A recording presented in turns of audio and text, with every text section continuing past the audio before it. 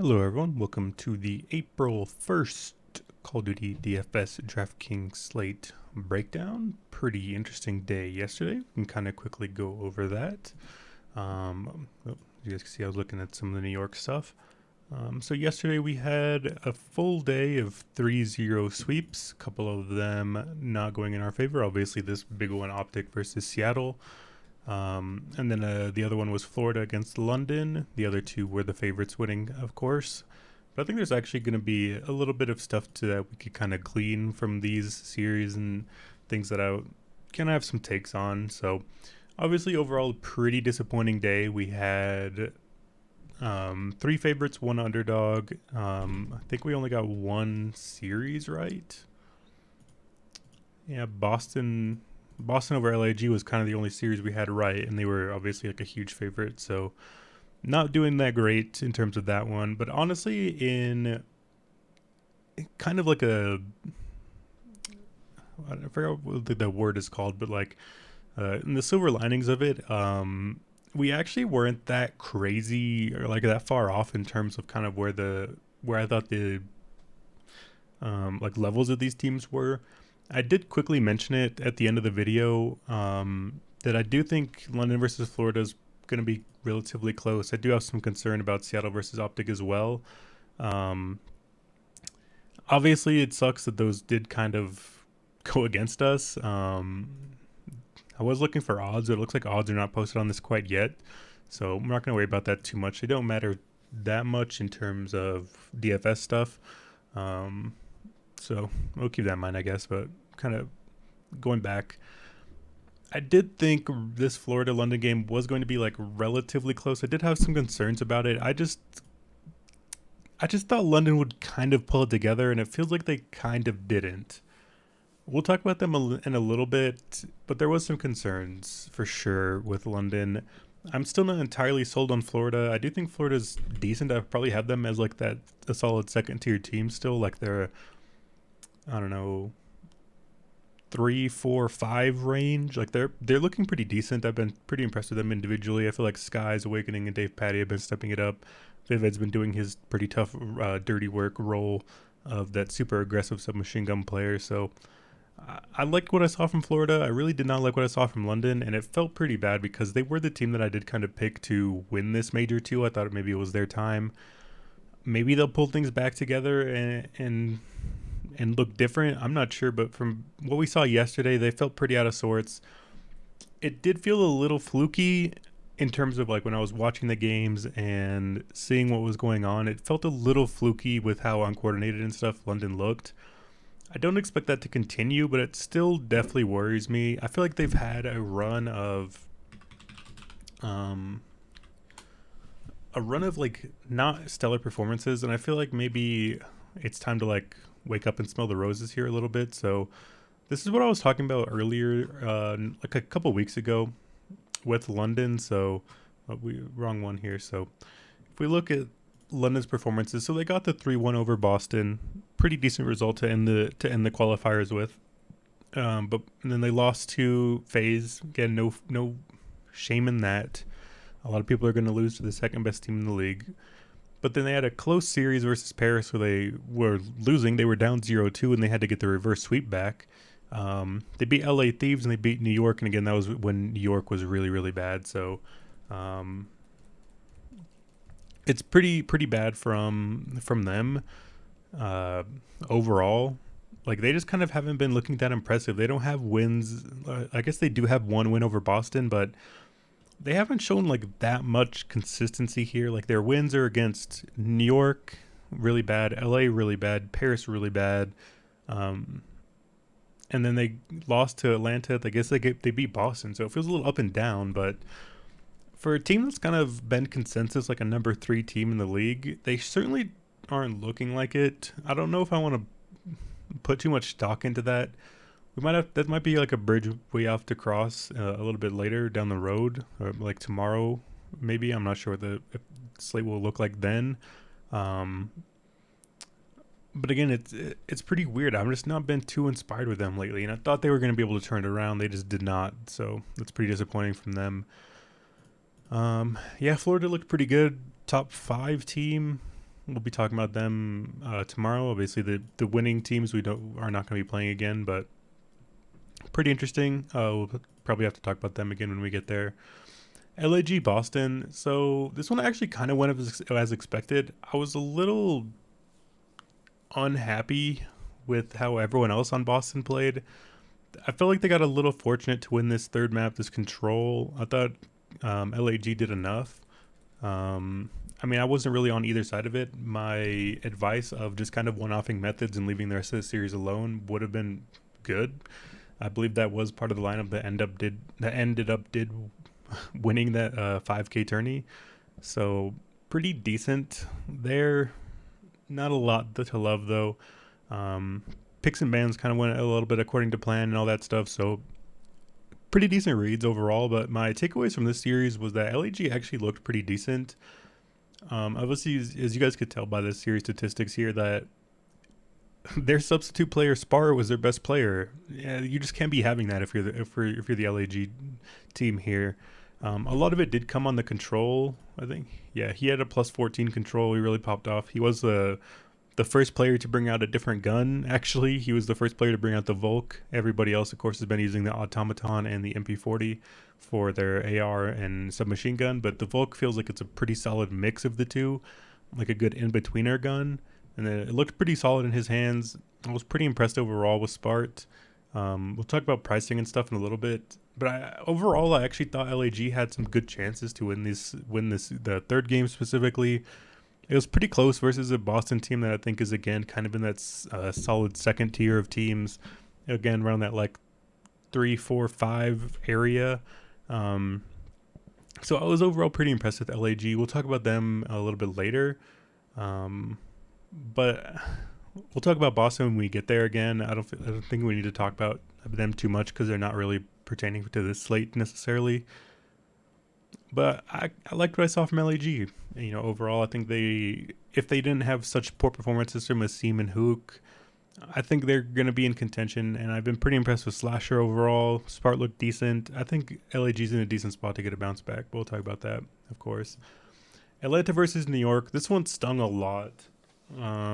So as you guys know, my idea was leave the Atlanta FaZe boys alone, go down to the New York guys. I loved Neptune and Hydra. As you guys could see, they were actually doing pretty well individually. They both went positive here in a 0-3 sweep when they got swept up by Atlanta. But how they lost the second and third map is a little bit beyond me. They were up 5-4 in this one. They gave up 2 really big clutches to Simp. Should never let it happen. They just felt like a little bit under the pressure, and it's a little concerning that they didn't have, it seemed they were like lacking a leadership voice or something of the sort. It feels like they didn't have like the person telling them to calm down or gather their thoughts at all, really.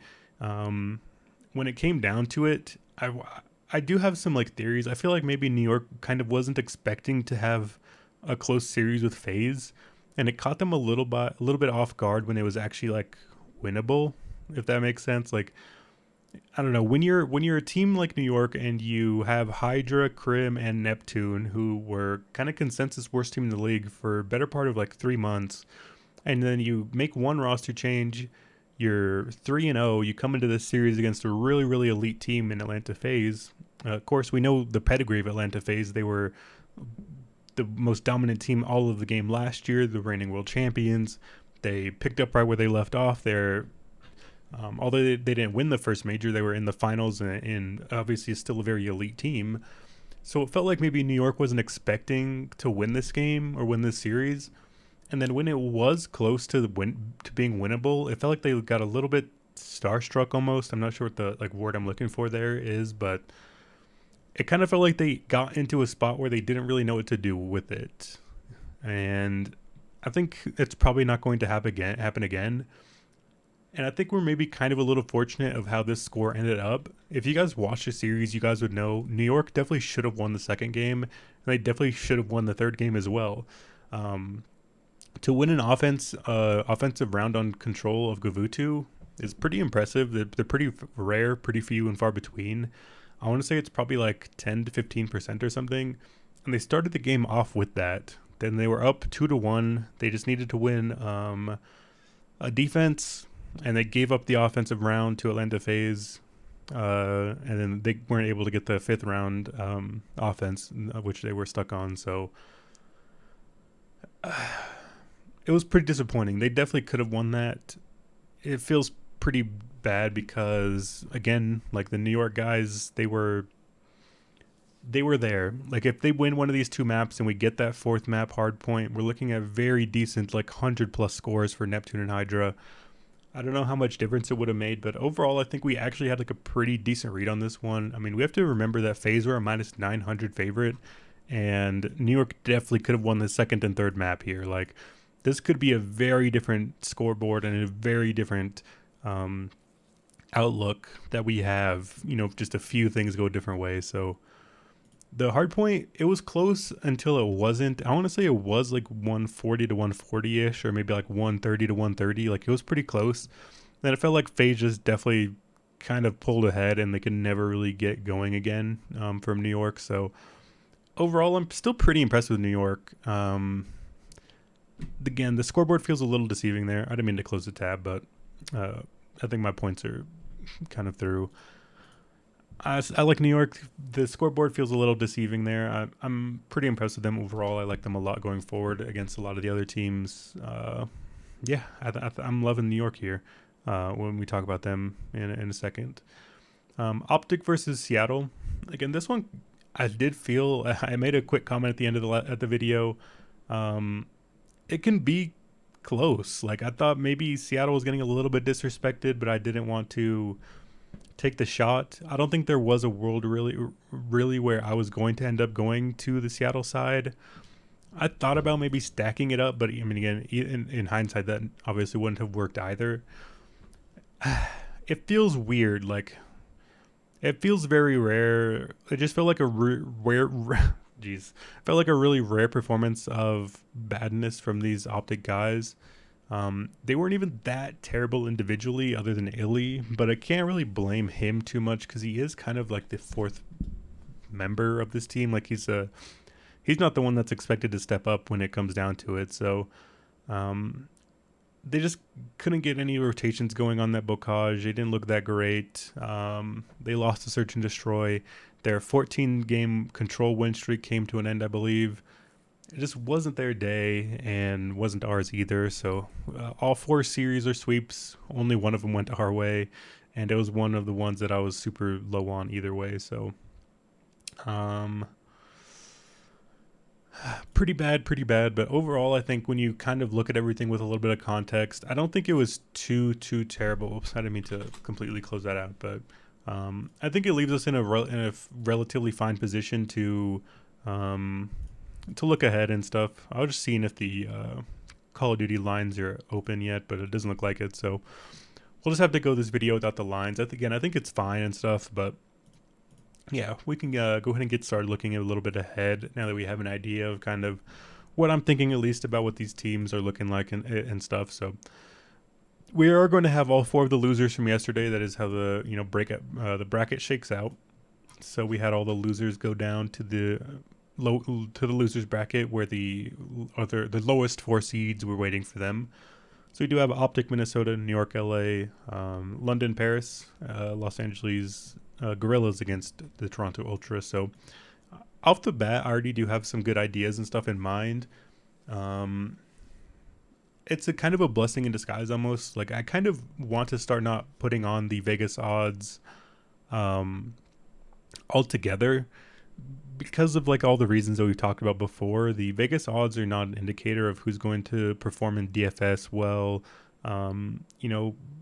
When it comes down to like winning Search and Destroy maps and stuff, like, it does matter a little, but not that much. Like, a really good Search and Destroy map is like 20 DraftKings points maybe. Like, the ceiling there just is not much. But when we look at some of the other scores from these hard points and stuff, you're looking at like 30, 40, maybe even 50 in some cases. So it just really doesn't matter for DFS versus that much. So we can just go by this series kind of game by game, and I think mainly what it comes down to is who do I think is going to win the controls, the hard points, and we kind of leave it at that. So With that in mind, we can start talking about the first series. I have again written up the ideas I have for when it comes down to picks and bans.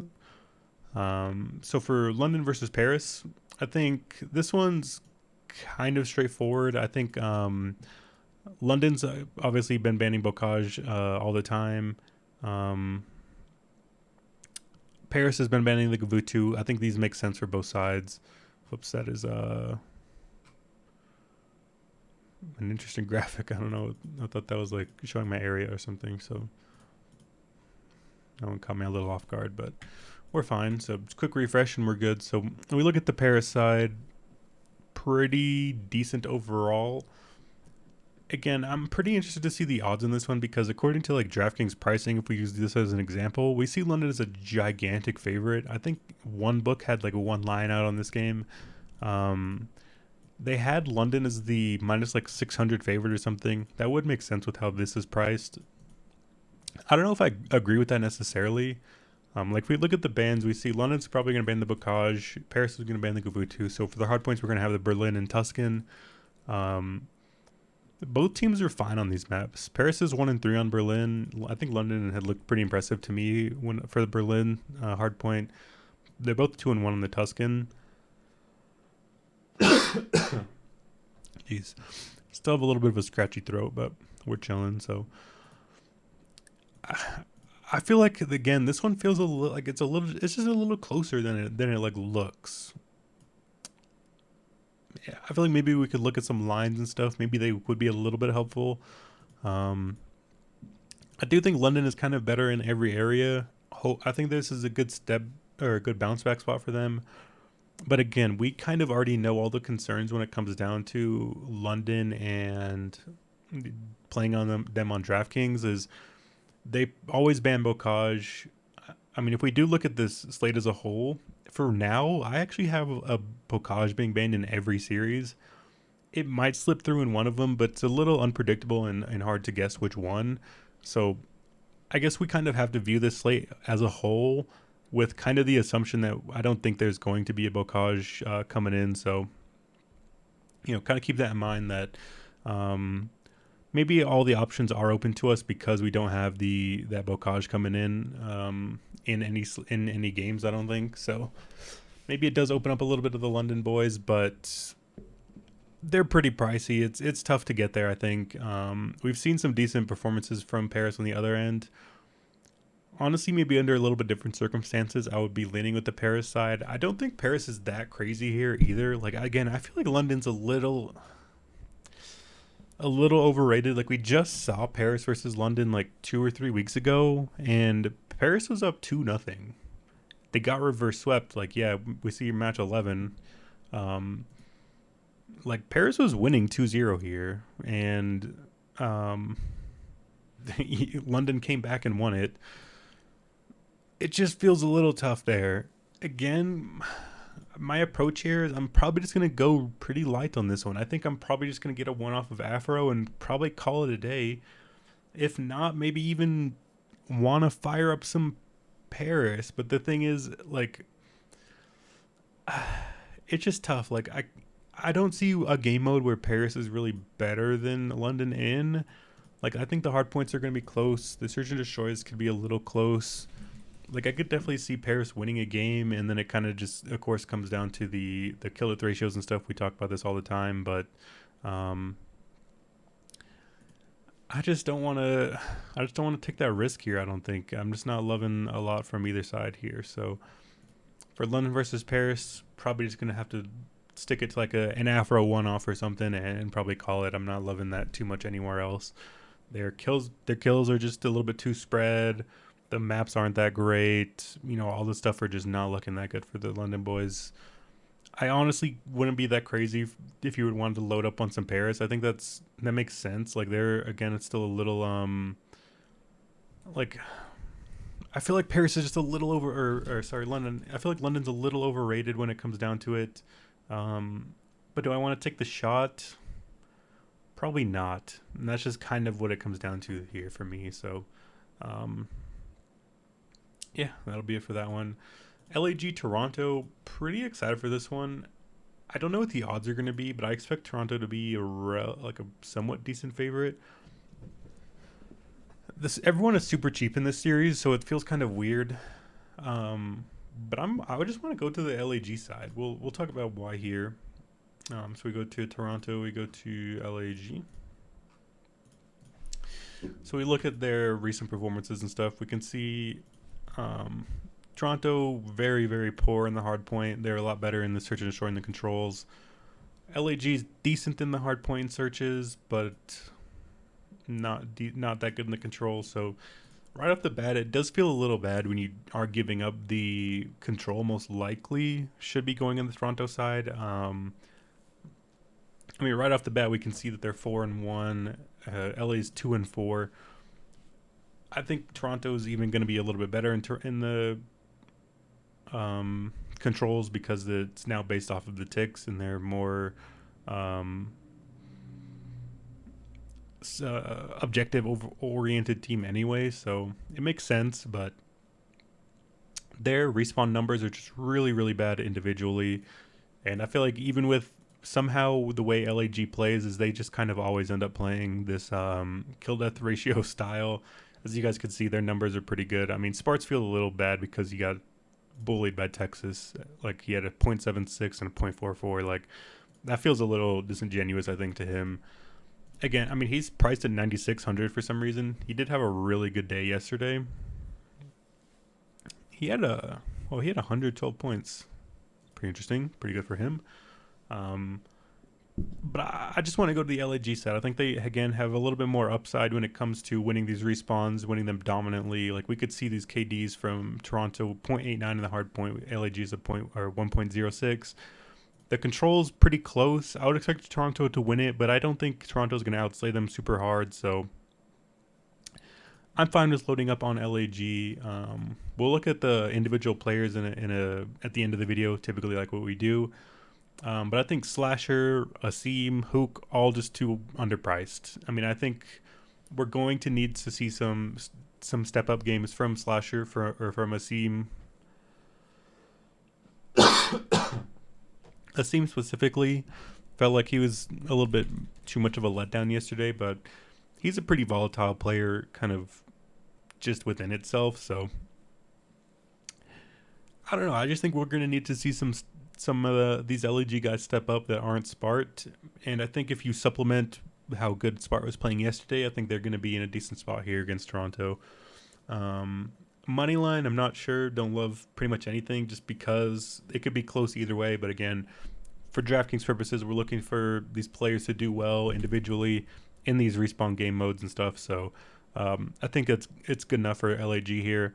We'll talk about players at the end, but LAG feels simply too cheap, especially the main three, Hook, Asim, Slasher.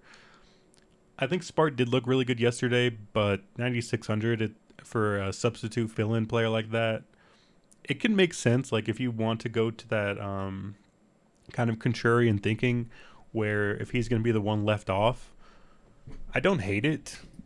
He did obviously display some upside yesterday.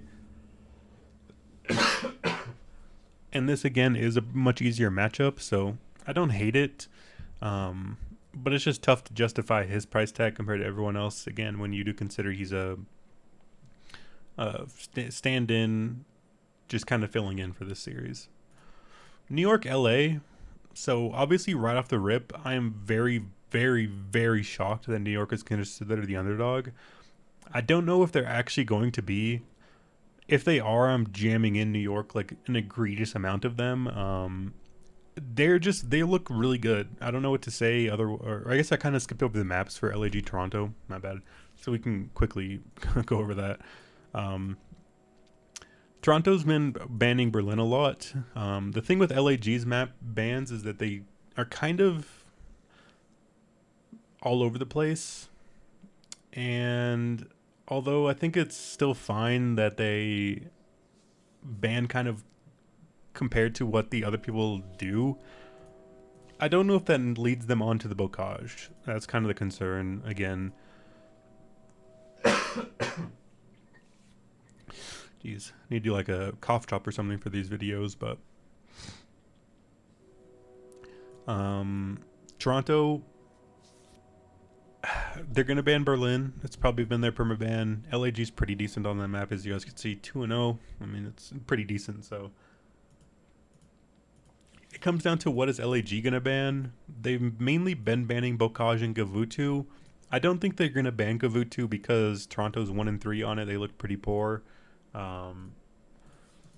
There could be a Bocage here, but I think it's relatively unlikely. So I'm not going to prioritize this game anymore. I'll just leave it at what it is.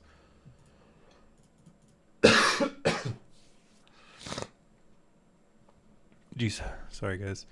New York, LA. I kind of quickly touched on this already, but I feel like New York has been playing super good lately, and this feels a little disingenuous. Like this feels super tough on them. I'm really not understanding this like why New York is considered the underdog here. I don't know if it's just DraftKings pricing, but if New York is the underdog in the money line, I'm going to be heavy on that as well. I'll keep you guys updated on that when lines do come out. We can quickly do one more check here. Might as well. Doesn't look like it here on Bovada yet, so I just don't understand this. Neptune is 64, should be like a lock button almost. Like he's been playing super well. If we look at where they're at in terms of like KD for these respawn game modes, obviously Hydra's been super far up there as well. But Neptune in the control, or in the hard point, 1.27, he's been killing it. Hydra right there behind him. We saw some improvement in the control yesterday. Neptune and Hydra were there. I don't see how I'm not playing like 100% Hydra and Neptune here. They're just way too cheap. I really don't understand it at all.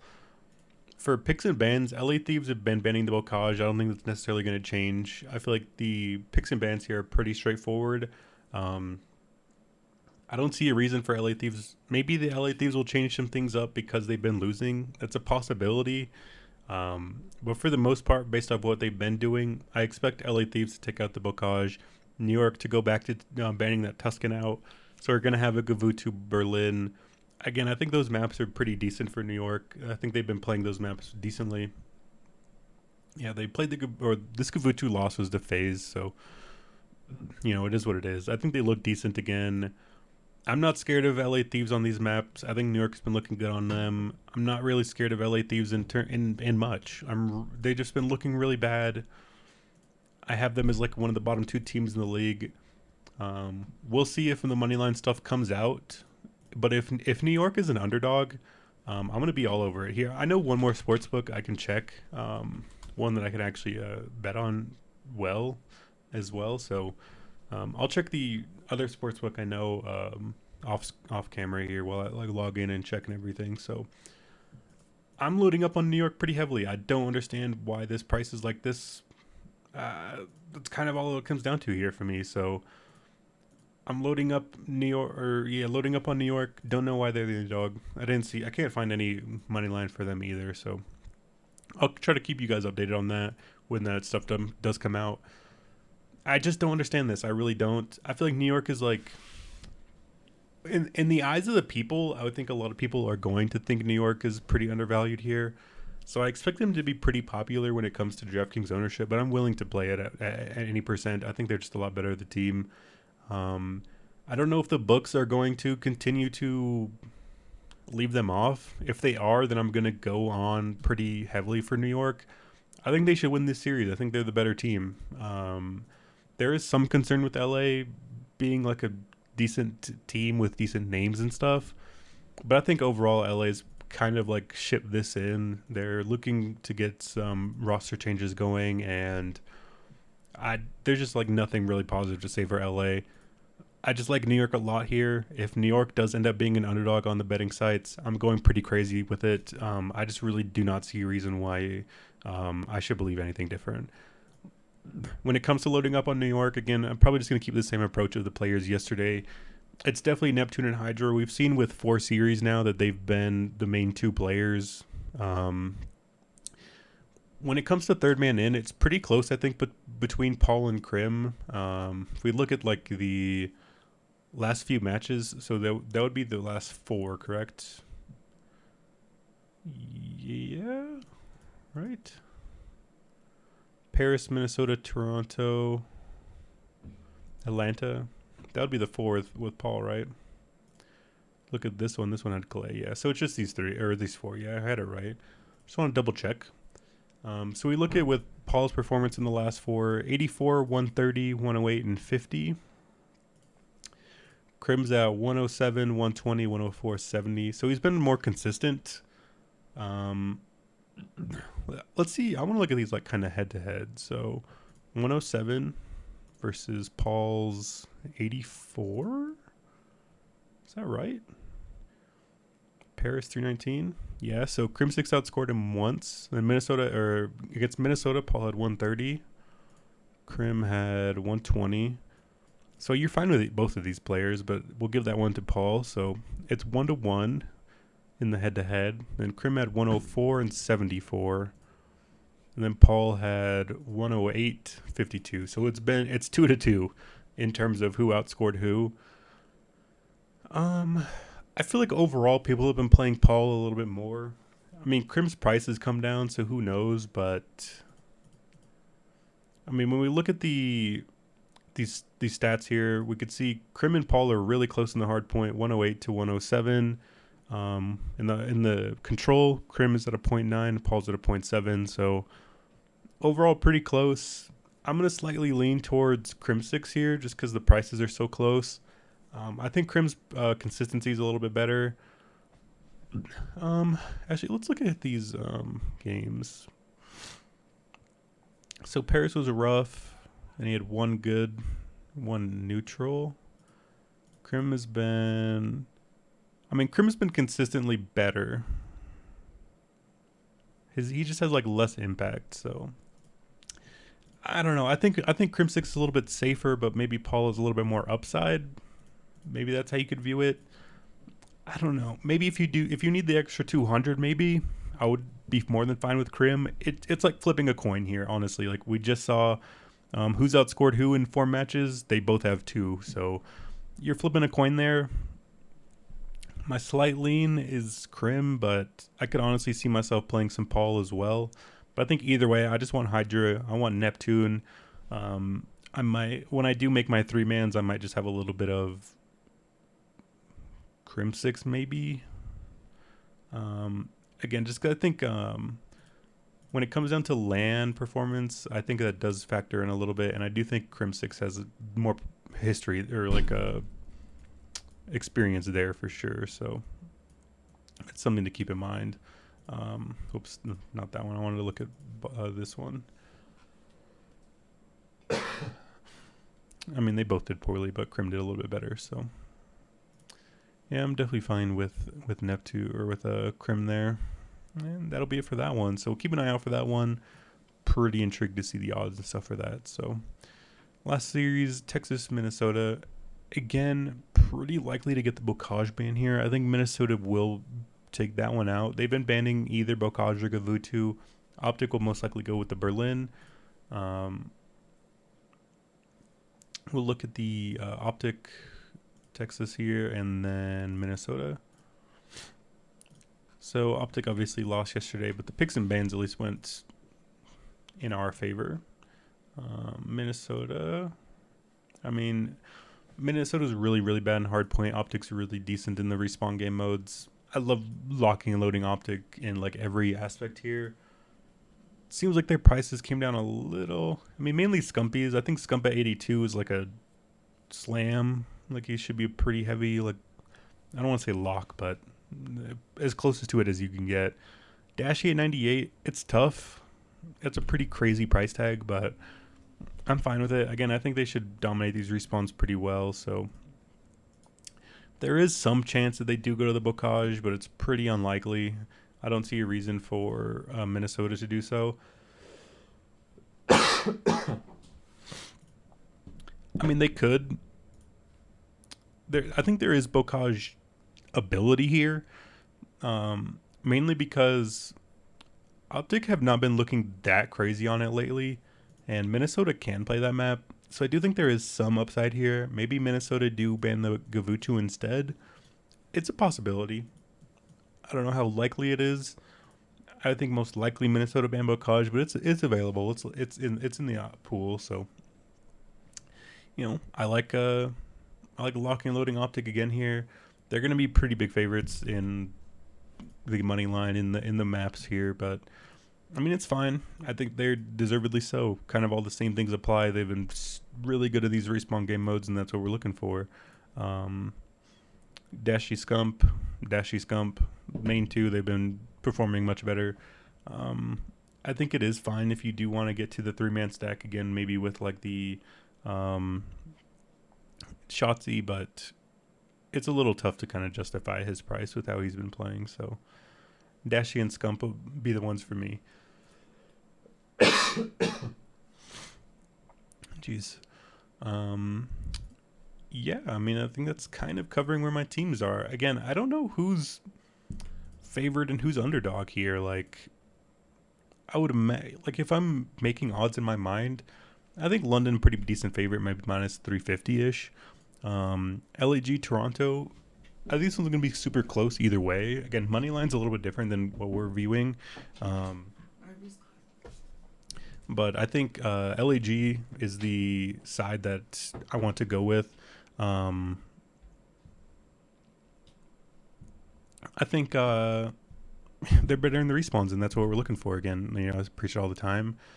Um, Lock and load all these guys. We could look at the player stats here quickly before we get out and my throat loses me.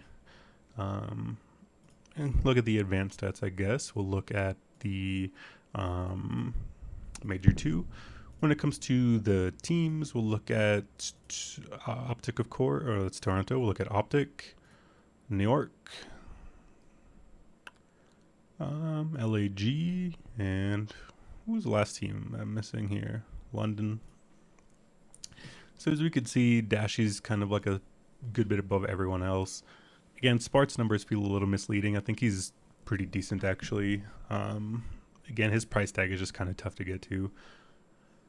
But I think there's enough like value and cheap players and stuff that we're looking at. Like if I want to lock and load New York, we have Neptune super cheap, Crim's affordable, Hydra's cheap.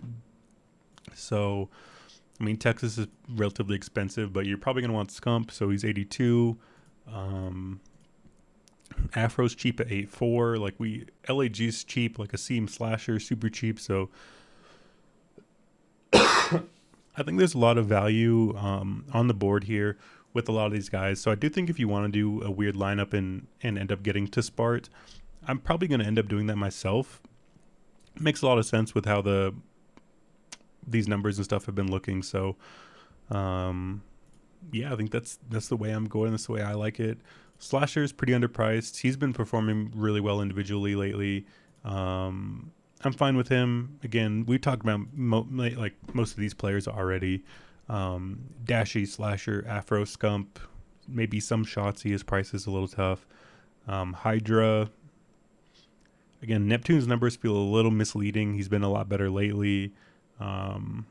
Same with Paul, maybe. Same with Crim. I definitely don't want to get to Illy. Hook's numbers have been pretty disappointing. Same with Nasty, Gizmo, and Afro. I don't love the London guys. Like, if I'm looking to leave off a series, I guess I would probably leave off London, maybe. Again, there's just something about them. Like, the way they win maps is like everyone needs to do, like, average. And I don't love that. I'd rather take the chances with LAG. I feel like they have a lot more pop-off upside, especially from a guy like Asim. His when he gets going pretty hard. So I love that. If I'm just going to go, I'll just go like kind of team by team and like what I like. For London, probably just Afro. I don't know if I'm going to get to Nasty and Gizmo. I might make like a lineup with them, but it just feels tough at those price tags and stuff. I like some of the other options that I get from elsewhere. LAG Toronto, I like kind of everyone on LAG. If I'm going to order them, I think it's Asim and Slasher, like both up there. I think Slasher's value and Asim's value is really, really good. Asim has a lot of upside. I would probably go Hook third again just because he's cheap. He's a decent player. He just kind of hit or miss, and I just don't know. But I like Spart as well. I think he performed really well yesterday. I think he has some upside, and I would probably have Spart over Hook. But I think if you have like, it's obviously like an $1,800 difference here in salary. So if you go down to Hook instead of Spart, I don't think that's problematic at all either. Um, but if money's no object, I'd probably just go Spart over Hook. New York, LA, we talked about these kind of already, but I think it's Hydra Neptune, and then it's either Paul or Krim in terms of third man in. I'd slightly lean Krim, but either way, I think it's fine. Um, Optic Minnesota, again, Scump and Dashy. Shotzi would be the third man in, but he's pretty expensive either. So if you just want to leave it at Shotzi or Scump and Dashy, that was fine as well. Again, we talked mainly about Bocage and how much that matters. I have a kind of, I don't know, projected feels a little off, but I have so far for now I don't have a Bocage going through in any of these series, but if it does, it would either probably be the second or the fourth series, the LAG Toronto or the Texas Minnesota. I think there is a possibility that LAG let Bocage through. There's a possibility that Optic that Minnesota let Bocage through. Most likely Bocage scenario, I think, is probably Texas versus Minnesota. I think maybe Minnesota's, that's probably one of their best outs, but I wouldn't be surprised to see no Bocage. So in terms of like, if there's no Bocage, and it kind of opens up everything for, you can use a lot of these teams and players and stuff, but you know, it is what it is. So we've kind of talked about everything. I think we've kind of left everything out at a good point. We can do one quick refresh to see if there's any odds out. No, we're just gonna not see anything. Nope, does not look like it. So I don't know. Keep an eye out on Twitter or check your guys' books and stuff. When odds do get posted, look for that New York LA one. If New York's an underdog, I'm gonna be all over it. I think that would be pretty egregious. I'm not sure. But yeah, I think that'll be it for me today. I think we kind of went over all the scenarios and all that stuff. Yeah, we just went through all that stuff. So that'll be it for me today. I think there should be another slate tomorrow. I believe the tomorrow games will be these four. So it'll be Seattle, Atlanta, Florida, Boston, and then the winners of these games. So I'm looking forward to that. I think that tomorrow should be another fun day as well. But hopefully we can get through this slate and do a little bit better than we did yesterday. So best luck to all you guys. I will see you guys for tomorrow's slate. If anything changes, I'll keep it updated on Twitter, and keep an eye out for odds for these games. If anything seems wrong to you, like in terms of what I'd expect, I think London should be like a -3, 400 favorite. I think LAG would be like a slight favorite, -150-ish. I think New York, again, should be like a slight favorite, maybe -150, maybe even up to -200 even. I think New York should be a pretty decent favorite here.